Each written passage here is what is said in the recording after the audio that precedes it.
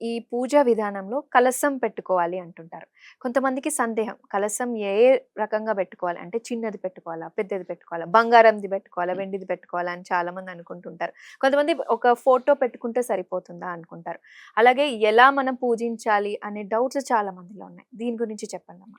అసలు కలశం ఎందుకు పెట్టుకుంటామో హ్మ్. తెలుసా? ఎప్పుడైనా సరే మనం చదివే మంత్రాలని వాటిని అబ్జార్బ్ చేసే గుణం కొన్నిటికుంటుంది. ఓకేనా? వాటిని అబ్జార్బ్ చేసే గుణం కొన్నిట్లో ఉంది. అదేంటి? ఒకటి వాటర్. ఓకే. రెండోది పంచపల్లవాలు అంటారు. హ్మ్. ఆ! లేకపోతే మనకి మామిడాకులవి పెడతారు చూసావా? అవును. అవి. మూడోది ఏమిటి అనంటే మెటల్. హ్మ్. మెటల్‌లో ఎందుకు చాలా చోట్ల చూడండి స్టీల్ వాడం. స్టీల్ చెంబులు అవును. పెట్టం. అవును. స్టీల్‌వి ఏవి వాడం మనం. దేవతలకి సంబంధించి ఇనుము వాడకూడదు. ఓకేనా? కానీ మిగతావి వాడమంటాం. ఏమంటాం?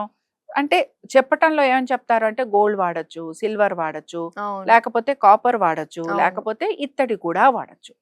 లేదు నా దగ్గర ఇంకేమీ లేదు అంటే మట్టి ప్రమిదలు చేసుకోవటం, మట్టి బొమ్మలు చేసుకొని వాడొచ్చంటారు. ఏది మనం ఇప్పుడు మామూలుగా ఇప్పుడు మనకి గణపతి ఆరాధన వినే వచ్చినప్పుడు మనం క్లే తోటి చేస్తాం. కరెక్టేనా?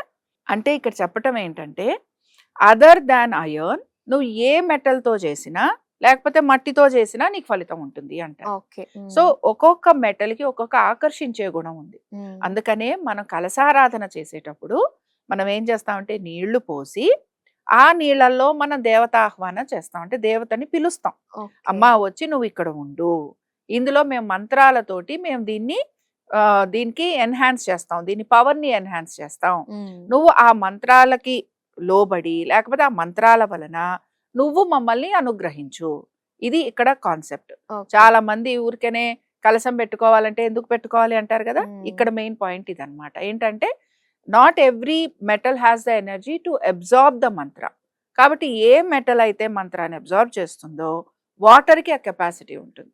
అందుకని వాటర్‌లో పోసి అంటే కలశంలో నీళ్లు పోసి పంచపల్లవాలు పెట్టి కొబ్బరికాయని పెట్టి అది పూర్ణ ఇదనమాట. దానిలో హ్మ్. మనం అమ్మవారిని పిలవటం జరుగుతుంది. ఆహ్వానించటం జరుగుతుంది.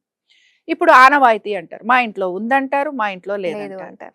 ఈ వరలక్ష్మి వ్రతంలో ఆనవాయితీ సిస్టమే లేదు. హ్మ్. సత్యనారాయణ వ్రతం అందరూ చేసుకుంటారు. ఆనవాయితీతో సంబంధం లేదుగా.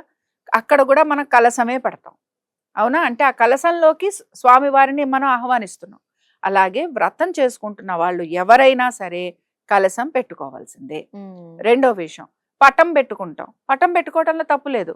కలశం పెట్టుకొని పటం పెట్టుకోవడం. ఎందుకు? కలశంలో అమ్మవారిని పిలిచాం. అమ్మవారు ఎలా ఉంటుందో తెలీదు. హ్మ్. మనకి కనిపించాలి. అంటే మనకి ఏదైనా మన ముందర కనపడితే దాని మీద మనకి మనసు లగ్నం అవుతుంది. హ్మ్. అందుకని మనం ఏం చేస్తాం? ఒక పటం పెట్టుకుంటాం. ఇప్పుడు మీరు అడిగారు. మరి దేవతామూర్తుల్ని తయారు చేస్తారు, పెడతారు. పెట్టుకోవడంలో తప్పు లేదు. కానీ దానికి పూజించటం కాదు. హ్మ్. కలశానికి పూజించాలి. ఓకే. హ్మ్. కలశారాధన చెయ్యాలి. కలశానికి పూజించి కలశంలో అమ్మవారు ఉందనుకుంటూ మనం పూజించాలన్నమాట. అలాగే కడిగే విధానం గూడా కొంతమందికి డౌట్ ఉంటుంది. ఎలా కొంతమంది పాలతో కడగాలి అంటుంటారు. అసలు మనం ఆ కలశంని పెట్టే ముందు ఎలా మనము శుభ్రపరచుకోవాలి? కలశంలో ఇప్పుడు ఇందాక నేను చెప్పాను డిఫరెంట్ మెటల్స్ అన్నాను కదా! ఏ మెటల్ అయినా సరే తోమకుండా అయితే శుభ్రపడదుగా. హ్మ్. అవునా? ఇప్పుడు అన్ని చోట్ల మనం ఆ చెంబులు, గరిటెలు అయితే వాడం. అవును. కాబట్టి ఏంటంటే శుభ్రపరుచుకోవటం అనేది అవసరం. పాలతోటి ఉట్టిగా కడగండి, నీళ్ళతోటి అవును. కడగండి కొంతమంది అనేది కాదు. అంటుంటారు. నీళ్ళతో శుభ్రంగా కడిగి, తుడిచి వాడుకోవచ్చు. హ్మ్. పాలతోటే కడగాలి, ఇంకో దానితోటే కడగాలి అనేది ఏమీ లేదు. ఇంకా డౌట్ ఉందనుకోండి, ఇంకా చాలా మందికి ఇంకా ఇదెలా ఉంటుందంటే ఇప్పుడు ఈ మధ్య అనకూడదు కానీ అనేక రకాలుగా మనకి చూపిస్తున్నారు. మేము ఇలా చేసాం, అలా చేసాం, ఇలా పెట్టాం, అలా పెట్టాం. అసలు అవును. ఆ అవును. కథ వింటే గాని, లేకపోతే ఆ వ్రత విధానం తెలుసుకుంటే గాని, ఎక్కడా ఇలాంటివి ఫాలో అయినట్టుగా మనకు కనిపించదు. హ్మ్. హుహు. ఓకేనా? ఇప్పుడు మీరు ఆ కథలో ఏమంటారంటే ఈశాన్య ప్రదేశంలో అంటే నార్త్ ఈస్ట్ కార్నర్‌లో చారుమతి ఏం చేసిందిట చక్కగా పేడతోటి అలికి, శుభ్రపరిచి, ముగ్గులు పెట్టి, మండపారాధన చేసి, కలశంలోకి అమ్మవారిని ఆహ్వానించింది. హ్మ్. మనం అదే సిస్టమ్ ఫాలో అయితే చాలు. మనం కొత్త కొత్త సిస్టము, కొత్త కొత్త రూల్సు, కొత్త కొత్తవి తీసుకురావాల్సిన అవసరం లేదు. హ్మ్. ఉన్న సిస్టమ్ కరెక్ట్‌గా ఫాలో అయితే రిజల్ట్స్ 300% వస్తాయి. అలాగే అమ్మవారికి మనము కొంతమంది అంటుంటారు మన దగ్గర ఉన్న గొలుసు పెట్టాలి బంగారుది, లేదా ఏమీ లేకపోతే ఒక కాయిన్ లాంటిది పెట్టాలి. ఇది ఖచ్చితంగా పెట్టాలంటారా అమ్మ? ఇది లేకపోతే చాలా మంచి ప్రశ్న. ఉమ్, ఎందుకంటే అందరికీ సందేహమే. ఉమ్, వరలక్ష్మి వ్రతం ఒకటి, తర్వాత ధన్తేరస్ రోజు ఒకటి. అవును అసలు ఎలా అంటే బంగారం కొనకపోతే ఏదో అయిపోతుంది. అవును బంగారం కావాలమ్మా. ఇప్పుడు ఎవరో ఒకళ్ళు ఉన్నారు, వాళ్ళు పాపం ఏదో చాలా ఇబ్బందుల్లో ఉన్నారు. వాళ్ళు బంగారం కాదు, వాళ్ళకి ముందర డబ్బు ప్రధానం. డబ్బు అప్పులు లేదు. ఉన్నాయి, అప్పులు ఉమ్, తీరాలి. అప్పులు తీరాలి అని అంటే ఏం చేస్తారు? బంగారం అప్పు చేసి కొనుక్కొచ్చి పెడతారా? కాదు అమ్మో, కదా. లేదు. బంగారంలో చాలా చోట్ల మనకి రెండు రకాలుగా ఉంది. ఏంటంటే మన కష్టార్జితంతో కొనుక్కున్న బంగారం ఏదైతే ఉంటుందో అది పూజింపదగింది. ఇతర కారణాలతోటి వచ్చిన దానిలో మనకి అదేమి మనకి అక్కరకు రాదు. ఉమ్, సరేనా? ఉమ్, ఓకే. అందులో కలిపురుషుడు ఉంటాడు, బంగారాల్లో కలిపురుషుడు ఉంటాడు అని ఒక ఉమ్, మాట ఉంది. ఉమ్, కానీ బంగారం కొనాలి, ఇందులో కూడా ధర్మబద్ధంగా కొనే దానిలో దోషం లేదు. ఓకే. మరి ఇక్కడ బంగారం అమ్మవారే బంగారం. ఉమ్, అమ్మవారే బంగారం అన్నప్పుడు బంగార స్వరూపంగా భావిస్తూ అమ్మవారిని పూజించటం. సరేనా? రైట్. ఉమ్, అంటే అమ్మవారు బంగారపు నగలు ధరిస్తుంది కదా, హిరణ్యవర్ణం హరిణి.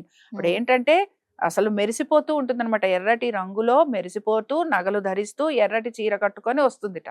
అందుకని ఏంటంటే అమ్మవారిని అలా ఆరాధన చెయ్యాలి, ఊహించుకోవాలి.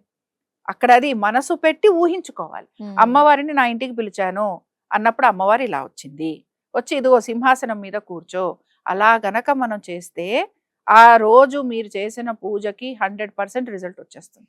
ఉమ్, నేను బంగారం కొంటాను, అప్పు చేసైనా కొంటానంటే అందులో ఎటువంటి ఫలితము రాదు. ఎందుకంటే మనం ఓకే. ఇక్కడ అప్పు చేసాం. ఉమ్, రెండోది, బంగారం కాయిన్ పెట్టుకొని చేసుకుంటేనే అమ్మవారు వస్తుంది లేదు, వ్రత విధానంలో ఎక్కడా ఇది చెప్పలేదు. ఉమ్, ఆవిడ ఎంతసేపు చారుమతి ఏం చేసింది, నలుగురికి చెప్పింది. ఈ కథలో అర్థం చేసుకోవాల్సింది ఏం తెలుసా, లక్ష్మీదేవి కల్లో కనిపించింది, అవును. ఆ చారుమతికి చెప్పింది. ఉమ్, చారుమతి ఏంటి, అమ్మవారు నాకు కనిపించింది కదా, నేనే చేసుకుంటా, నేనే ప్రాస్పర్ అయిపోతా, నేనే సుఖపడిపోతా అని అనలా. ఆవిడ నలుగురికి చెప్పింది. అంటే ఏంటంటే spread your love, um, spread your wealth అంటాం కదా. అవును. రూపాయి ఇచ్చి వెల్త్ కాదు, ఈ పని చేస్తే నీకు వెల్త్ వస్తుంది అని చెప్పటం. ఉమ్, అందుకని దాన్ని గమనించాలి, అందులో ఉన్న లోతుని గమనించాలి. ఏం చేసింది, ఏం చేస్తే మనకేం ఫలితం వస్తుంది. వరలక్ష్మి దేవి ఎవరు? మనం వ్రతం చేసేటప్పుడు ముందు వరలక్ష్మి దేవి గురించి కూడా తెలుసుకోవాలి. వరాలు ఇచ్చేదేవి వరలక్ష్మి. సరేనా? ఉమ్, సో ఇక్కడ మహాలక్ష్మి ఎవరు అంటే విష్ణువు యొక్క పత్ని, ఉమ్, భార్య. ఎక్కడుంది? ఆయన హృదయంలో ఉంది. అందుకని మనం ఏం చేస్తాం, అసలు ఆవిడ అన్నీ ఇస్తుంది. ఇప్పుడు మనం చదువుతున్నప్పుడు శుద్ధలక్ష్మి, మోక్షలక్ష్మి, గజలక్ష్మి, జయలక్ష్మి అని చదువుతున్నాం కదా. అష్టలక్ష్ములు, నీకేం కావాలంటే అది ఇచ్చే వరాలు ఇచ్చే అమ్మవారు. ఇక్కడ మనము గ్రంథాలు కట్టుకుంటాం కదా, తోరణం కట్టుకుంటాం కదా. తోరణాలు కట్టుకుంటున్నప్పుడు ఒక్కొక్క తోరణం కట్టుకున్నప్పుడు చారుమతికి ఒక్కొక్క ఫలితం వచ్చిందిట. ఉమ్, ఓకేనా? తోరణాలు కట్టుకుంటాం కదా, పసుపు తోరణము, అందులో 9 గ్రంథులు ఉంటాయి. ఆ 9 గ్రంథులకి ఆవిడ ఏం చేసిందిట, గ్రంథం ఆ ఒక తోరణాలకి పూజ చేసింది. ఉమ్, ఆ తోరణాలకి పూజ చేసినప్పుడు, ఆ ఒక్కొక్క తోరణానికి పూజ చేసినప్పుడల్లా ఇంట్లో వస్తువాహనాలు వచ్చాయట, వీళ్ళ ఒంటి నిండా నగలు వచ్చాయట, భర్త వాను పిల్లలు వచ్చి వీళ్ళని పికప్ చేసుకుందామని వచ్చారట. ఎలా వచ్చారట? ఒక్కొక్కళ్ళు ఒక్కొక్క రథం మీద వచ్చారట. ఇంటికి వెళ్ళేటప్పటికి మొత్తం అసలు సువర్ణమయం అయిపోయిందిట. అంటే నువ్వు నువ్వు ఈ పూజని చేయటం వలన నీకన్నీ వస్తున్నాయి, అది అక్కడ చెప్పటం అర్థం అన్నమాట. ఉమ్, వరం లక్ష్మి ఎవరు అని అంటే అమ్మవారే, ఉమ్, మహాలక్ష్మి వరలక్ష్మి. కానీ వరాలు ఇస్తోంది గనక వరలక్ష్మి. అలాగే భృగువుకి పుట్టింది గనక భార్గవి, ఆ రోజు పుట్టింది కనుక ఆ రోజు చేసుకుంటున్నాం. ఉమ్, ఇది ఉమ్. మనం చూసుకోవాలి.